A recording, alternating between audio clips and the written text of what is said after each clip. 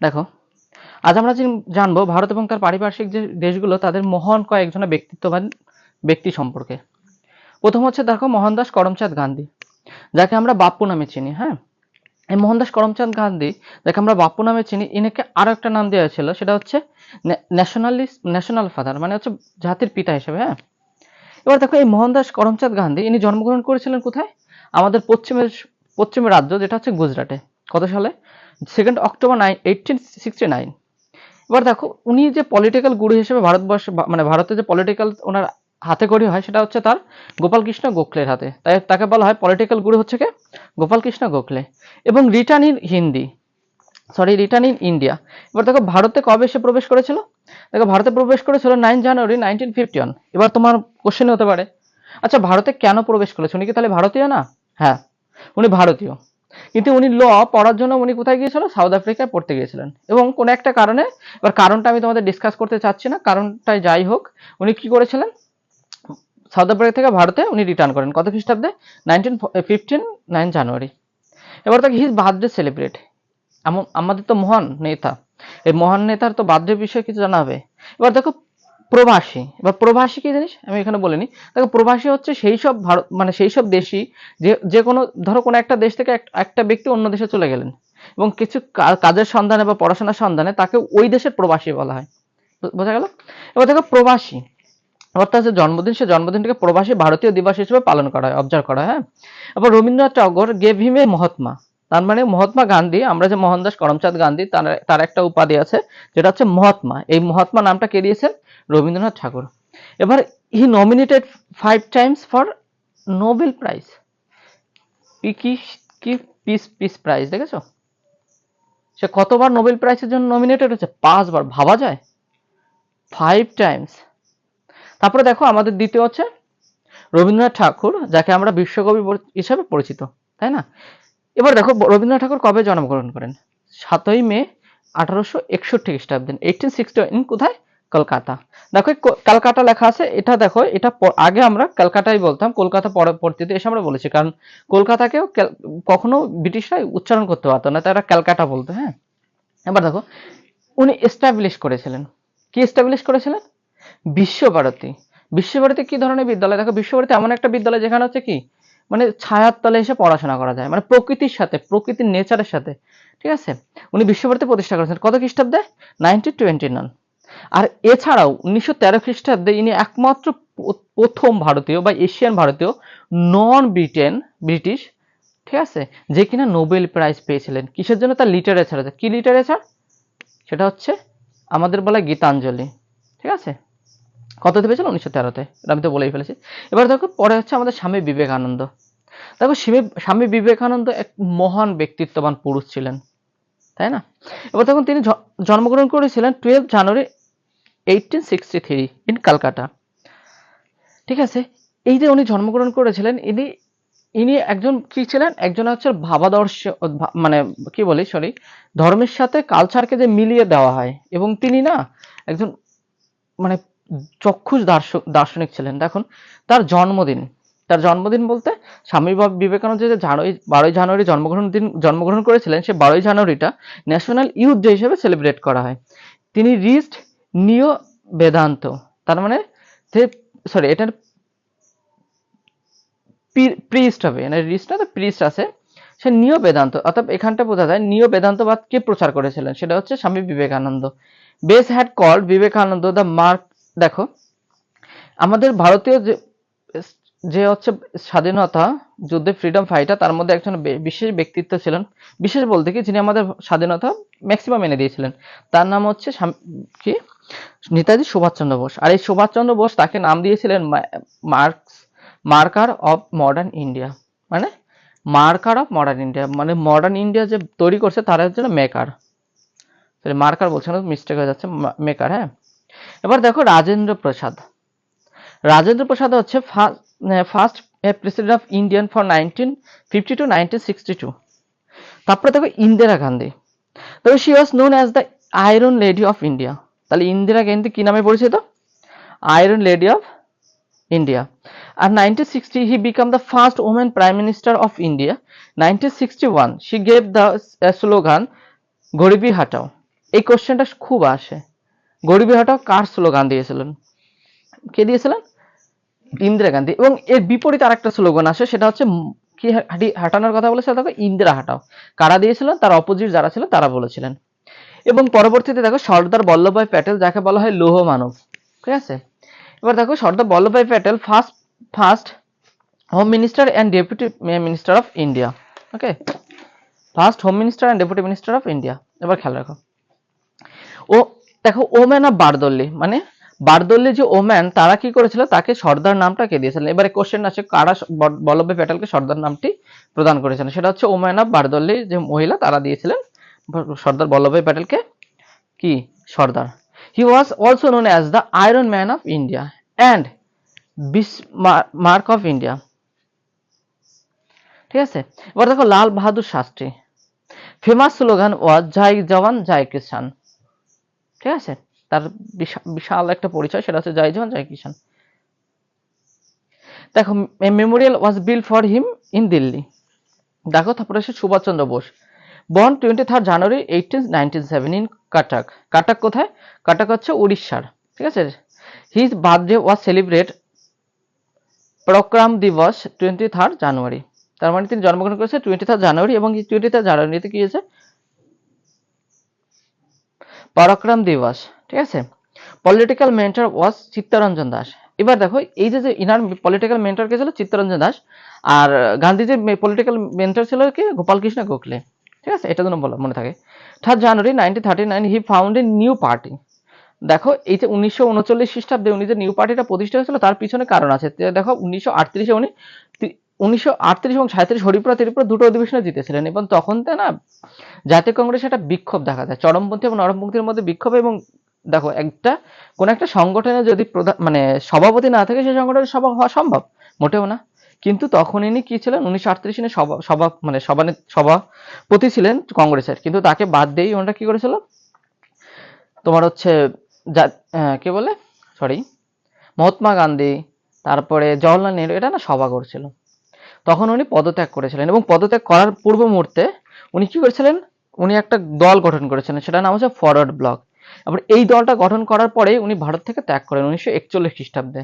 Okay, establish Rani of ঝাঁসি regiment, তার মানে প্রথম ভারতীয় বা প্রথম ইন দ্য ওয়ার্ল্ড যিনি একটা মহিলাদেরও একটা সেনাবাহিনী গঠন করেছিলেন, তিনি হচ্ছেন একমাত্র সুভাষচন্দ্র বসু। এবার দেখো Bhagat Singh, he has an he and his colleagues start a military youth organisation Naujawan Bharat সভা। তাহলে ও কি মানে ভগৎ সিং কি করেছিলেন? নওজোয়ান ভারত সভা। ভগৎ সিং অ্যান্ড বটকেশ্বর দত্ত থ্রো বোমা on 8 April 2019 in Central Legislative Assembly. He was hanged on 23rd 1931 in Lahore. In his birthday 23rd is observed as a martyr days. Martyr days বলতে হচ্ছে দেশত্ব প্রেমিক যেটা হয়, সেটাকে বলে মার্টিয়ার ডেজ। ওকে,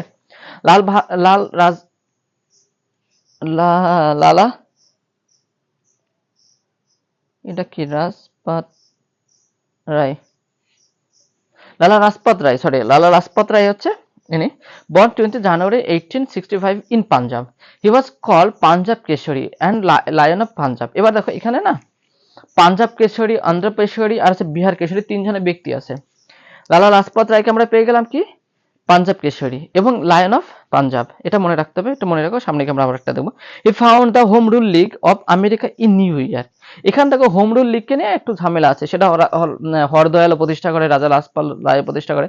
এবার এটা নিয়ে কন্ট্রোভার্সি চলে, এটা নিয়ে কোনো ঝামেলা করার দাও না। He was the first elected president of India. He was the first elected president of India. কিসের ইলেক্টেড প্রেসিডেন্ট?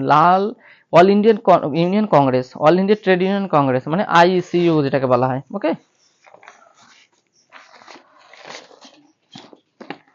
তারপরে খেয়াল রাখো,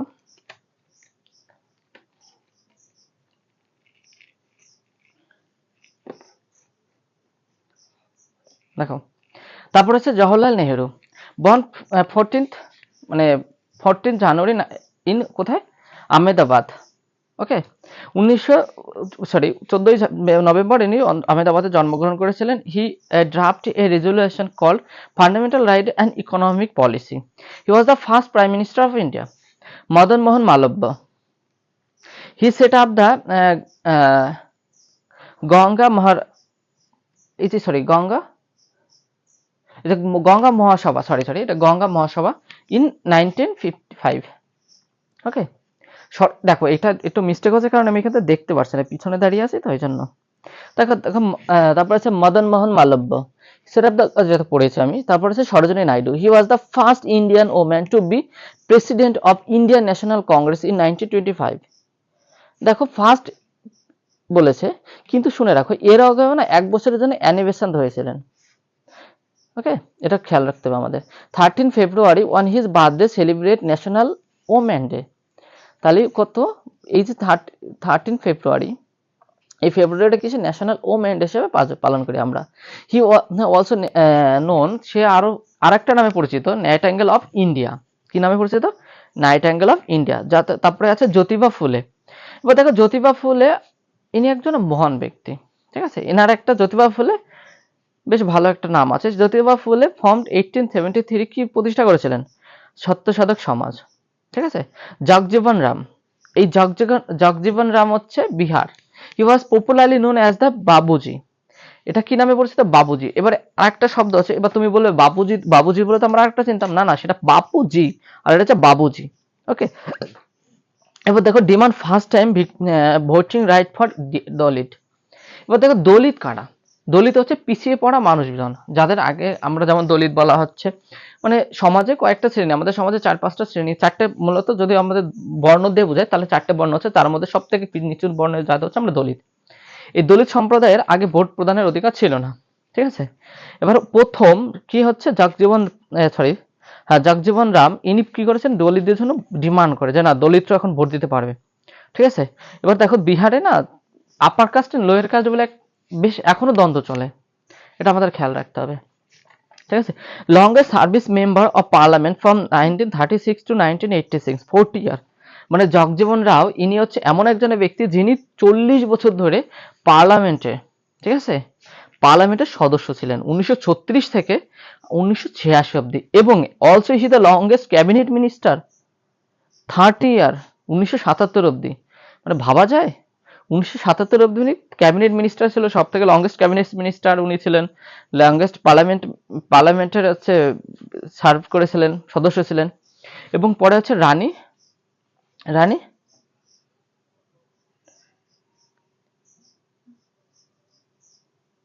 দেখো Rani Gaidinliu, Nehru describe Gaidinliu as the daughter of the hills. এটা তেমন একটা মজাদার না, মণিপুরিতে রয়েছে। তারপরে ভীমরাও রামজি আম্বেদকর। দেখো ভীমরাও রামজি আম্বেদকর, যাকে আমরা কনস্টিটিউশনের হচ্ছে ফাদার বলে চিনি, উনি জন্মগ্রহণ করেছিলেন 14 April 1891 in Madhya Pradesh. known as the father of constitution of India or chief architecture of constitution of India. 1936 he formed one independent labour party. সে কি প্রতিষ্ঠা করেছিলেন? Independent labour party. কততে? 1936 খ্রিস্টাব্দে। কে প্রতিষ্ঠা করেছিলেন? আমাদের হচ্ছে আম্বেদকরজি।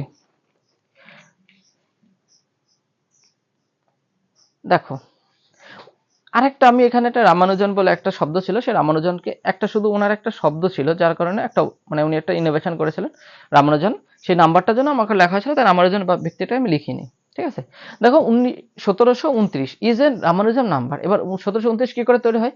দেখো 10-এর কিউব এবং 9-এর কিউব যদি যোগ করা হয়, দেখো 1729 হয়। ওকে, মানে 10 আর 9 হচ্ছে দেখো কো প্রাইম নাম্বার। ওকে, দেখো আব্দুল ফকির জাইনুল আবদিন। দেখো আব্দুল ফকির জাইনুল আবদিন Abdul Kalam, born 15 October in 1913 Tamil Nadu, ঠিক আছে। Birthday celebration national innovation day, ঠিক আছে। দেখো নিকনেম ইজ মিসাইল ম্যান, এইটা খুব আসে। দেখো এই জাইনুল আবদিন, যাকে আমরা আব্দুল কালাম আজাদ আব্দুল কালাম চিনি, উনি হচ্ছে জন্ম করেছে রামেশ্বরম, তামিলনাড়ুর রামেশ্বরম, চেন্নাইয়ের পাশে যেটা আছে ওইখানটায়, ঠিক আছে। ওনার যে জন্মদিন 15 অক্টোবর, আমরা ওটাকে কি বলে? ইন্ডিয়ান ইনোভেশন ডে হিসেবে চিনি। আর উনি ওনার আরেকটা নাম, উনি আরো অন্য নামে পরিচিত ছিলেন, সেটা হচ্ছে মিসাইল ম্যান। ওকে, এবং এই এই ব্যক্তির যে অটোবায়োগ্রাফি ছিল সেটাকে বলা হয়েছে উইংস অফ ফায়ার। তারপরে দেখো সেলিম মজরুদ্দিন আব্দুল আলী, এই সেলিম এটাকে বলা হয় সেলিম আলী, ঠিক আছে, পুরোটাকে মজরুদ্দিন আব্দুল এটা পুরোটা থাকে না, সেটা সেলিম আলী বলে। এবার দেখো বর্ন 2 অক্টোবর 1896, কোথায় জন্ম করেছিলেন? ইন মুম্বাই। দেখো এনাকে যদি তোমরা একটু খেয়াল করো দেখা যায় তাহলে এনাকেও দেখতে একদম তোতা পাখির মতো, নাকটা বেশ একটু লম্বা। ওকে, he was as a birdman of India. She known as a birdman of India. He became the first non-British citizen to receive the gold medal of the British. মানে দেখো এই যে সেলিম আলী ইনি হচ্ছে প্রথম ভারতীয় যে কিনা ব্রিটিশ গোল্ড মেডেলটা উনি অ্যাচিভ করেছিলেন।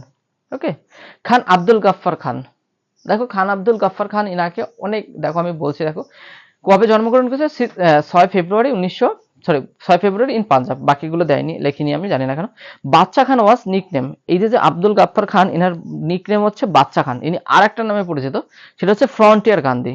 ওকে, হি ফাউন্ড দ্য খুদা, দেখো খুদা খিদমতগর, সে কি প্রতিষ্ঠা করেছে? Khuda Khidmatgar. Nawab Abdul Latif, father of the Muslim residence of in Bengal, মানে হচ্ছে বেঙ্গলের যে রেনেসাস, বেঙ্গলের যে রেনেসাস, সেই রেনেসাসের ফাদার অফ দ্য বলা হয়, ঠিক আছে, মুসলিমদের কাকে বলা হয়? নওয়াব আব্দুল লতিফকে। মৌলানা আব্দুল কালাম আজাদ, দেখো মৌলানা আব্দুল কালাম আজাদ, যেটাকে আব্দুল কালাম বলা হয় না সেটাকে, ঠিক আছে, এটা আব্দুল কালাম আজাদ আর মৌলানা আব্দুল ফকির জাইনুল আবদিন, এই দুই ব্যক্তির এক না, দুইজনের ব্যক্তি আলাদা, এটা মনে রাখতে হবে। 1947 he became the first education minister of India. তারপরে থেকে জয়প্রকাশ নারায়ণ, দেখো জয়প্রকাশ নারায়ণ কিছু লোকনায়ক নামে পরিচিত। তারপরে হচ্ছে দেখো Amrita Pritam as the first has wrote 3 autobiography. প্রথম হচ্ছে রাশিদি টিকিট গুলাব, ঠিক আছে, গুলাব যেটাকে বলেছে ব্ল্যাক রোজও বলা হয়, অ্যান্ড শ্যাডো অফ ওয়ার্ডস। তারপরে বাল গঙ্গাধর তিলক, ঠিক আছে, 23 জানুয়ারি 1856 ইজ মহারাষ্ট্র, জন্মগ্রহণ করেছিলেন ইনি। known as the Lokmanya Tilak, founder of the decent education society in 1884, founder of the all Indian home rule league in 1916।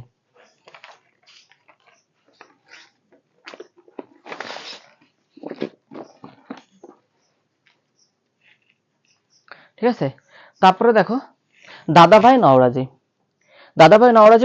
কবে জন্মগ্রহণ করেছিলেন? দেখো 4 সেপ্টেম্বর কোথায় দাদাভাই নওরোজি জন্মগ্রহণ করেছিলেন? 4 সেপ্টেম্বর 1825, মানে 1825 খ্রিস্টাব্দে জন্মগ্রহণ করেছে। He was the grand old man of Indian countries unofficial ambassador, মানে এই যে দাদাভাই নওরোজি কি নামে পরিচিত ছিলেন? দেখো grand old man of India and countries unofficial ambassador, known as the father of Indian politics and economics. ইনি আরেক নামে পরিচিলেন ফাদার অফ, ঠিক আছে, father of Indian politics and economics, ঠিক আছে, theory was create by him, এটা খেয়াল আছে। First Asian member of British parliament, এই দাদাভাই নওরোজি ইনি হচ্ছে ফার্স্ট ইন্ডিয়ান যে কিনা ব্রিটিশ পার্লামেন্টে গিয়েছিলেন, এনার সাথে আরেকজনের ব্যক্তি গিয়েছিলেন, ঠিক আছে। দেখো first India to create the British house Commons and he wrote property and unBritish rule in India, দেখো 1901। দেখো Sucheta Kripalani, he was the Indian first female chief minister, এই যে সুচেতা কৃপানালী ইনি ছিলেন ফার্স্ট চিফ মিনিস্টার, ঠিক আছে। হোমি জাহাঙ্গীর ভাবা, born 3 October 1909, Mumbai, known as the father of the Indian nuclear program, দেখো ইন্ডিয়ান নিউক্লিয়ার প্রোগ্রাম ইনি নামে মিসাইল ম্যান, কিন্তু ইনি না, এখানে আমাদের গুলায়। He was the first chairman of atomic energy commission of India. তারপরে লখনৌ প্যাক্ট, মানে হচ্ছে 1916 খ্রিস্টাব্দে যে লখনৌ চুক্তিটা হয়েছিল, কাদের মধ্যে হয়েছিল? দেখো মোহাম্মদ আলী জিন্নাহ আর হচ্ছে বাল গঙ্গাধর তিলকের মধ্যে হয়েছিল, কবে? সেটা হচ্ছে লখনৌ চুক্তি 1916 খ্রিস্টাব্দে, এটা আমরা সবাই জানি। তারপর দেখো মোহাম্মদ ইকবাল, দেখো মোহাম্মদ ইকবাল হচ্ছে একজন মানে মানে যখন পাকিস্তান আর ভারত বিভক্ত নেয় তখন উনি একটা গান লিখেছে ছাড়ে জাহাজে আচ্ছা। ইনি কোথাকার কবি? ইনি একজন পাকিস্তানি কবি, যারা হচ্ছে এনার আরো একটা নাম আছে spiritual Guru of Pakistan. Spiritual Guru Matlab father, sorry আমি গুরু বলেছি। স্পিরিচুয়াল ফাদার অফ পাকিস্তান মানে হচ্ছে উনি স্পিরিচুয়াল ফাদার, উনি Pakistan and national poet of Pakistan. তারপরে দেখো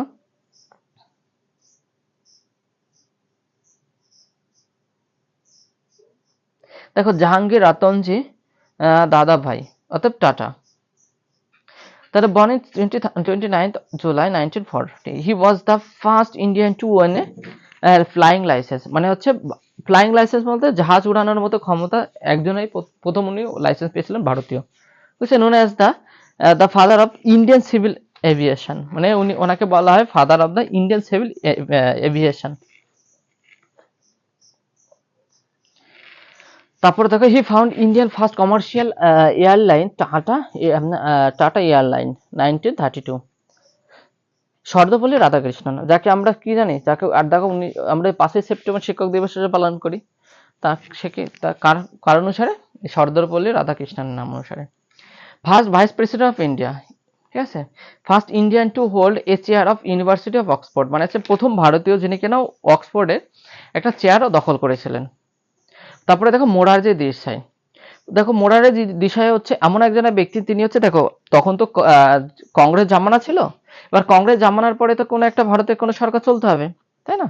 এই তিনি কংগ্রেসের থেকে বেরিয়ে উনি কংগ্রেসের ছাড়া উনি প্রথম নন কংগ্রেস প্রাইম মিনিস্টার, ঠিক আছে। ফোর্থ মানে চতুর্থ হচ্ছে প্রাইম মিনিস্টার ছিলেন মোরারজি দেশাই, এবং মোরারজি দেশাই হচ্ছে কি ভারতের non Congress president, prime minister, sorry. তারপর হচ্ছে Annie Besant, born 7 October 1847 in London. Founded all Indian home rule league. Home rule league আবার এসে গেছে, দেখেছো। First woman elected president of Indian National Congress, দেখেছো। ফার্স্ট ওম্যান যে কিনা জাতীয় কংগ্রেস প্রতিষ্ঠিত সিলেক্টেড হয়েছিল, কিন্তু ওইখানটা ছিল ফার্স্ট ইন্ডিয়ান, এটা আমাদের খেয়াল রাখতে হবে। ফাতেমা বেবি, ফার্স্ট ফিমেল জাজ to be and part of the supreme court and part of the Muslim women. মানে কি বলতে চাচ্ছে, উনি হচ্ছে ফাতেমা বিবি হচ্ছে এমন একজন মহিলা যিনি প্রথম হচ্ছে ভারতের প্রথম বিচারপতি এবং মুসলিমদের মধ্যে প্রথম বিচারপতি। শ্রীকৃষ্ণ সিনহা, শ্রীকৃষ্ণ সিনহা ফার্স্ট বিহারি যিনি প্রথম, এভাবে বলে ভালো হবে, প্রথম হচ্ছে বিহারের প্রথম সিএম চিফ মিনিস্টার, ঠিক আছে। যার আরেকটা নাম আছে, যার নাম হচ্ছে বাবু, মানে শ্রী বাবু বা বিহারি কেশারি। তারপরে হচ্ছে নওয়াব স্যার কোয়াজা সালিমুল্লাহ বান্দর, কি লিখেছে, মানে বান্দর, এমনটা আছে। হি প্ল্যান টু ক্রিয়েট, এটা ততটা দরকার নাই। The present day road Vijay Krishna Pandit. Sirimavo is the first Sri Lanka, Sirimavo শুধু এটুকু মনে রাখো, প্রথম হচ্ছে prime minister in the world and শ্রীলঙ্কার ফার্স্ট প্রাইম মিনিস্টার। তারপরে Bankim Chandra Chattopadhyay, he wrote in national song Bande Mataram and from, কোথা থেকে নেওয়া হয়েছে এটা? আনন্দমঠ।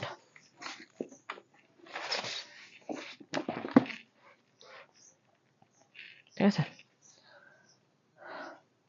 তারপরে তারপরে হচ্ছে কল্পনা চাওলা আছে ভারতীয় মহিলা, কিন্তু উনি ভারতে পড়াশোনা করেনি, উনি আমেরিকার হয়ে পড়াশোনা করেছিলেন, এবং আমেরিকার হয়ে প্রথম সেটা হচ্ছে মানে স্পেসে গিয়েছিলেন, ঠিক আছে। তাই এই জন্য বলা হয়েছে first woman of Indian origin to go to space. ওকে,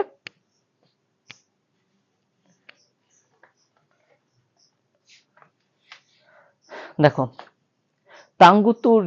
টাঙ্গুতুরি পরশ, এখানটা এমনটা পরশ পান্তুলু হচ্ছে was known as the Andhra Kesari, ঠিক আছে। দেখো born cute of delight was written by Bhanu Dutta, এটা খুব পরীক্ষা আসে, ঠিক আছে। Born cute of delight. তারপরে দেখো Rassundari Devi, she is the first Bengali and the first Indian woman to write an autobiography, Amar জীবন। এবার দেখো রাসুন্দরী দেবী হচ্ছে একজন যেটা হচ্ছে ইনি লিখেছিলেন, প্রথম হচ্ছে আত্মজীবনীময় গ্রন্থ লিখেছিলেন যেটা হচ্ছে আমার জীবন, এবং এনার জন্ম হয়েছিল বাংলাদেশে। ওকে,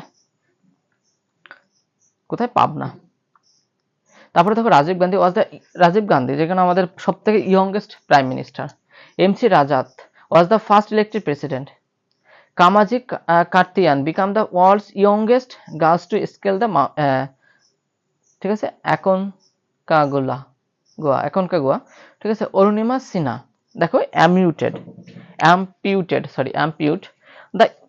দ্য, দেখো the world's first female amputee to scale, ঠিক আছে। আম্বেদকর হাইস্ট পিক মাউন্ট ভিশন, সেটা হচ্ছে অ্যান্টার্কটিকার যে মাউন্ট ভিশন, সেই মাউন্ট ভিশনের প্রথম একজন অ্যাম্পিউটেড মহিলা যিনি উঠেছিলেন, এবং এছাড়াও উনি ফার্স্ট অ্যাম্পিউটেড হচ্ছে মহিলা যেখানে মাউন্ট এভারেস্টে উঠেছিলেন। ওকে, তারপরে দেখো এডমান্ড হিলারি, একটু শুধু রাখো। এডমান্ড হিলারি হচ্ছে ফার্স্ট ওম্যান যার বাড়ি ছিল নিউজিল্যান্ডে, যেখানে, ঠিক আছে, নিউজিল্যান্ডে যে প্রথম কি হচ্ছে মাউন্ট এভারেস্টের শিখরে উঠেছিলেন, এটা আমাদের জানতে হবে, ঠিক আছে। তারপরে Alexander Cunningham, call the father of the Indian archaeology. তারপরে সত্যেন্দ্রনাথ টগর, দেখো সত্যেন্দ্রনাথ টগর হচ্ছে এমন একজন ব্যক্তি যিনি কিনা প্রথম ইন্ডিয়ান সিভিল সার্ভিস এর চাকরি করেছিলেন বা জয়েন করেছিলেন। এবং পরবর্তীতে আছেন হচ্ছে দেখো হিউম। দেখো হিউম ছিলেন এমন ব্যক্তি যিনি কিনা 1885 খ্রিস্টাব্দে জাতীয় কংগ্রেসের প্রতিষ্ঠার পিছনে বড় হাত ছিলেন। দেখো এখানটায় আমি এবার একটু বলে নিই, এখানটা আমরা বেশ কয়েকজন পার্সোনালিটির ব্যক্তির নাম শুনলাম যেগুলো আমাদের এক্সামিনেশনের জন্য খুব ইম্পর্টেন্ট। বাকিগুলো আরও আছে যেগুলো পড়া দরকার, কিন্তু আমি এই কটা দিলাম, এই কটা আমরা পড়লাম। দেখো এগুলো আমার ফিউচারে বা মানে হাঁটতে চলতে পথে পড়ার জন্য, ঠিক আছে। এবার দেখো এখানে হয়তো ভাষাটা বলি কেন, দেখো উচ্চারণটা বা গোলযোগ রয়েছে, সেই গোলযোগটাকে একটু তো মানিয়ে নিতে হবে, ঠিক আছে। বেশি করা যাচ্ছে না। অতএব একটু জন্য থ্যাংক ইউ।